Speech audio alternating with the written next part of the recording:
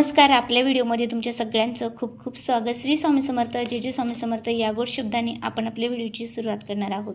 तर आजच्या व्हिडिओमध्ये यंदा होळी कधी आहे, त्याचबरोबर चंद्रग्रहणाचे नियम, चंद्रग्रहणाची वेळ, ही सगळी माहिती या व्हिडिओमध्ये आपण बघणार आहे. त्यामुळे व्हिडिओ शेवटपर्यंत नक्की बघा.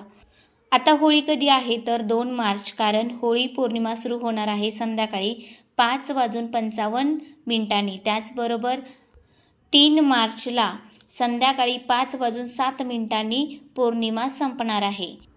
फाल्गुन पौर्णिमेलाच हुंताशनी पौर्णिमा, जिला आपण होळी पौर्णिमा म्हणतो.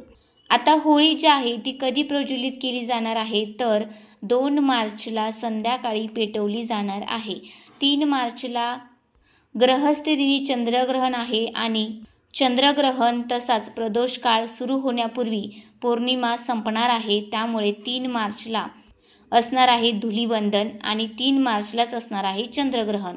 हे चंद्रग्रहण सुद्धा खूप महत्त्वाचे असणार आहे, कारण हे भारतामध्ये दिसणार आहे. त्यामुळे जे काही वेदादी नियम आहेत ते आपल्याला पाळले जाणार आहेत. आणि आता चंद्रग्रहण सुरू कधी होणार आहे तर 3 मार्चला दुपारी 3:20 सुरू होणार आहे आणि चंद्रग्रहण संपणार आहे संध्याकाळी 6:46.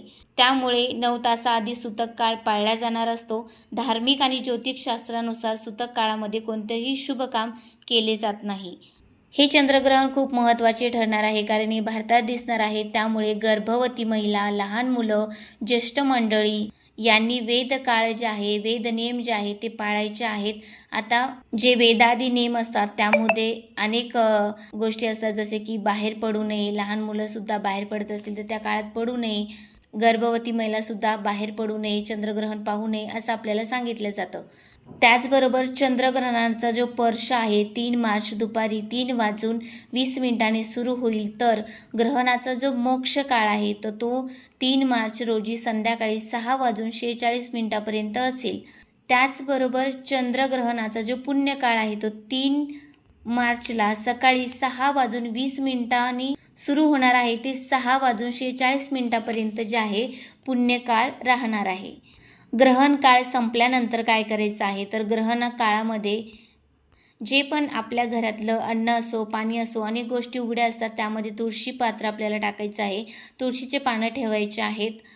ग्रहण काळ संपल्यानंतर आपल्याला घरातील सर्वांना स्नान करायचे आहे. स्नान करत असताना, आंघोळ करत असताना तुमच्याकडे गंगाजल असेल तर ते त्यामध्ये टाका, किंवा मग गोमूत्र जरी असेल तरी तुम्ही टाकू शकता. सगळ्या घरामध्ये ते पाणी तुम्ही जरा जरा करून शिपडवू शकता. तर अशा पद्धतीने आपण होळीची आणि ग्रहण काळाची संपूर्ण माहिती बघितलेली आहे.